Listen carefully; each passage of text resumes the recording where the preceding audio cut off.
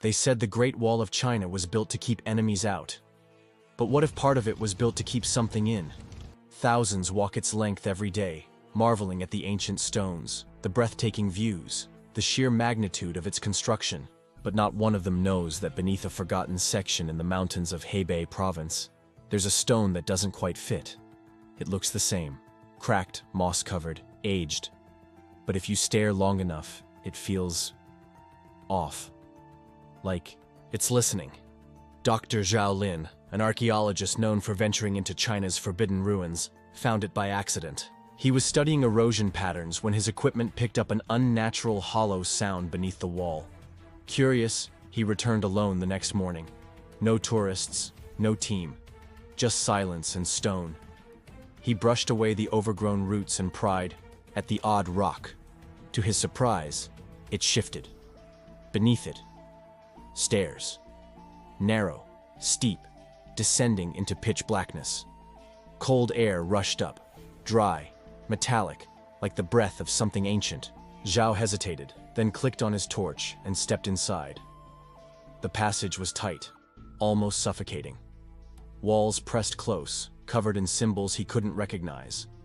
They weren't Chinese, weren't Mongol, and didn't match any known dialect. They spiraled like snakes, danced like fire, and some shimmered faintly in the dark. At the end of the corridor stood a door, wooden yet untouched by decay.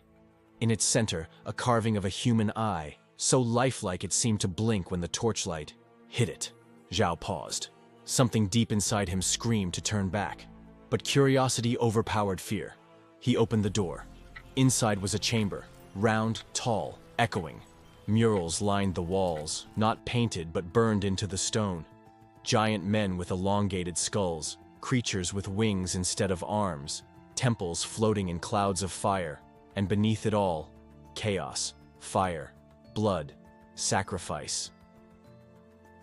In the center of the chamber, a large wooden box stood on a pedestal. Crimson silk lay draped over it, stained dark with something long dried. Zhao stepped closer and lifted the cloth. The second he touched it, something shifted in the air. A deep hum began to vibrate through the chamber. His light flickered. The walls, they moved. Not physically, but visually. The figures on them began to twitch, blink, snarl. A low groan echoed from behind him. He turned. The door had closed, and the eye was bleeding. Thick, black, like ink or blood. He stumbled back, his heart raced. He reached for the box, he opened it. The ground trembled. A voice whispered, "Old, cold." From the shadows, "You were not meant to find this." He froze. He couldn't breathe. The light rolled from his hand. It dimmed. Darkness crept in. He felt something touch his back. A claw, a hand, a whisper. The walls cried. The ceiling pulsed. He screamed. Outside, no one heard him. The Great Wall stood silent. But if you return to that place at night, place your ear to the stones. You may hear scratching, or footsteps, or the faint voice of a man who never came back. Days passed, then weeks. But Dr. Zhao Lin never returned. His absence raised whispers, but no one searched. Not officially, not openly, except one. Liang, his former student, young, obsessed, quiet. He idolized Zhao, and he didn't believe in accidents. He found Zhao's last coordinates, the forgotten section of the wall, the stone no one noticed, the stone that didn't belong. Liang arrived at dusk. No tourists, only the wind, only the cold. He found the stone, just as Zhao had described, just as strange. It moved. Beneath it, stairs. He descended, each step colder, each breath heavier. The passage whispered. Symbols glowed again. But now, some were different. One word repeated down the walls, a word no language could claim, a sound the human throat shouldn't form. He tried to read it. His ears rang. Then came the door, still closed, still watching, still bleeding. He reached for the handle. It opened. On its own. The chamber welcomed him. The walls were alive. Eyes turned. Figures moved. Mouths opened. No dust, no silence, only breathing, as if the room itself inhaled. The box was gone. In its place, a new object. A book, bound in skin, tied with bone, unmarked. Liang stepped forward. He touched it. A scream echoed, not from the walls, from inside his head. He dropped to his knees. Blood trickled from his nose, then his ears. He looked up. Something stood in the corner. Tall, thin, wrong. It watched him. Its face was featureless, except the eyes. Zhao's eyes, wide, terrified, begging. Liang tried to speak, but his mouth didn't work. His voice didn't come. The thing stepped forward. Its neck cracked. Its body shivered unnaturally. In one motion, it placed a finger to its lips. Silence. Then darkness. Above the chamber, on the surface. The stone slid back into place. The wind blew. The sun rose. Tourists returned. No one noticed. No one ever does. But now, there are two voices in the stones, and if you listen closely at night, you'll hear them whispering, warning, crying, waiting. Two men, both missing, both last seen near the same sector, both researchers.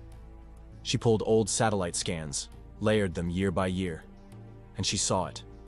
The wall was growing, stone by stone, outward, inward, like veins forming around a wound. She flew there at night, avoided guards, slipped past barricades. She found the section. She touched the wall. It was warm, and it pulsed.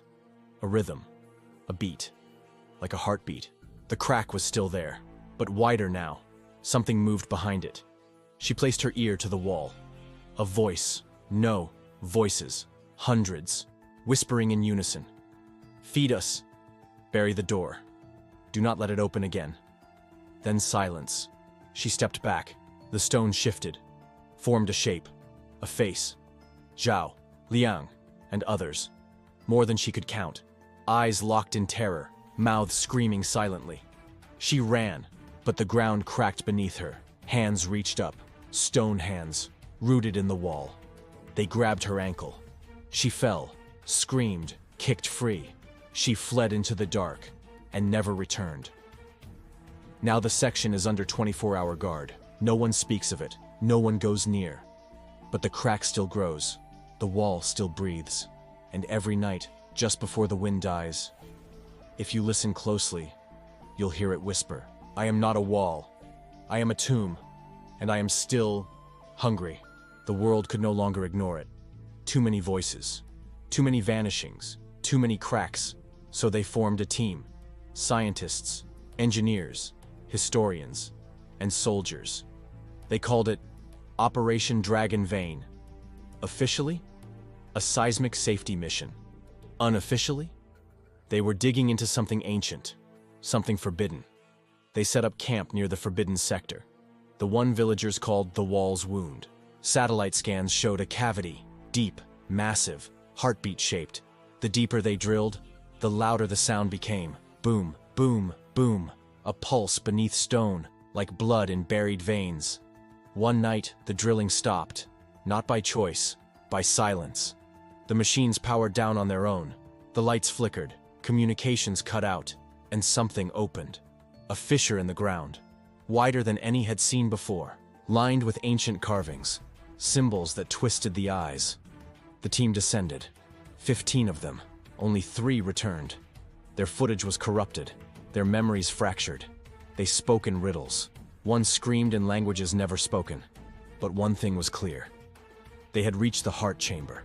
Inside it was a sphere, floating, rotating slowly, covered in teeth, covered in eyes, and chained. Chains not made of metal, but of names. Thousands of carved names. Each name, a soul, a seal. They found it buried in soot, a scroll, wrapped in flesh, sealed with a tooth, the last journal of a forgotten monk. Dated 316 BC, centuries before the first stone of the wall was laid. It read, "We were warned. The stars spoke first, but no king listened. So we carved the chains in silence. We built not to defend from men, but from what sleeps beneath us. It is not of soil, not of sea. It was cast here when the sky was torn, and we called it the Hollow Star. But in time, you would call it the Wall. Every stone placed was a prayer. Every crack, a countdown. When it speaks again, the earth will forget language. When it walks again, your gods will kneel. The seal was not broken by violence, but by curiosity, and now it knows your names. Then, beneath the ink, a final line, scratched in blood. You did not build the wall to keep it out. You built it because it was already in.